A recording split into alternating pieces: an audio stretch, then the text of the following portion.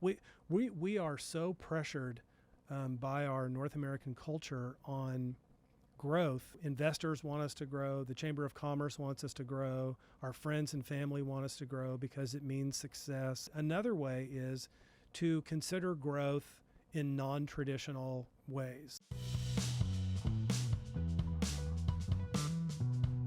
How can I get better at being smaller or staying smaller? Mm-hmm. And to me, it's like, I feel like if I had that mentality, I would have so much less external stress in my life. I would have a completely different mindset, but I can't get there because to me, it's about how do I grow my numbers? How do I do this? Where am I having this disconnect, or how can I change my mindset on this? I think that one that we all have to recognize when considering that question, that it's aspirational, and it's a moving target. And one of the chapters in my book is called How Much is Enough? And Seth actually coined this phrase, more is not enough. Yeah. And he probably didn't originate that, but he certainly highlighted it for me. And so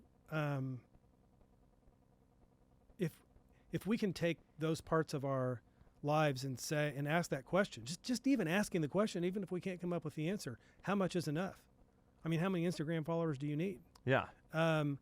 Then if we're just asking the question, then our hearts and minds will kind of be focused on the question, and the answer will change over time. That's how we get there, I think, because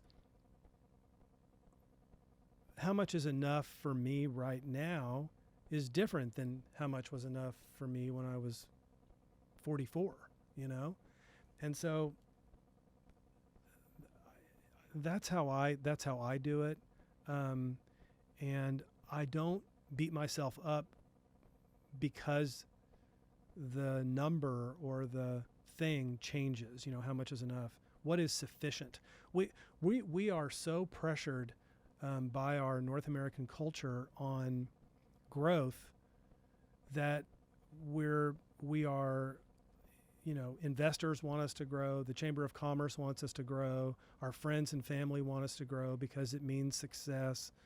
And so one way to do it is asking the question that I said. Another way is to consider growth in non-traditional ways. Like I just mentioned, we started our 6th school lunch program.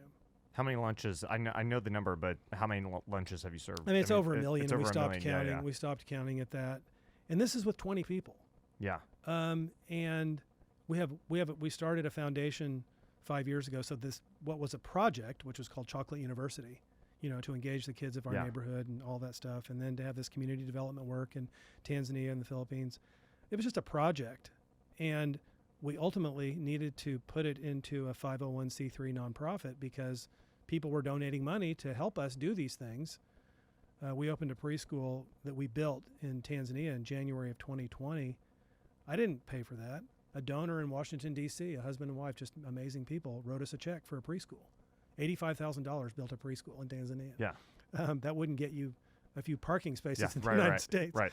But, okay, so that has one part-time employee. Missy Gellner has worked for us for all the years that we've had this nonprofit. And that's it. She works 15 hours a week, and we do all this stuff with these people. And so we're looking at those numbers a lot. How many kids are in the Empowered Girls and Enlightened Boys programs? How can we expand that given our limited resources? How can I raise more money to pay for more kids to go to Tanzania for free for them, and me shoulder the burden of raising the money for them to go to Tanzania, these American high schools. So if I'm focused on that, and there's only so many hours in the day, that's what I'm stressing about. I'm stressing about, can I raise money for the feminine hygiene program that we have for girls in Tanzania? That's a big number to pay for every year for these girls. It's $25,000 a year. And if I'm stressing about that, then I'm spending less time on the other stuff. Right. And so that kind of goes back to that phrase that you use, that we use, that it's, it's not about the chocolate, it's about the chocolate. And that mindset helps. And the third thing I would say, these are all helps too, by the way, they're not fixes, is, now I lost my train of thought. You were talking about the stressing about girls and helping them. Yeah. It'll come to me. It'll come to me. Shoot. Oh, I wanted this last train of thought. Yeah. Let's see. We were talking about helping the girls with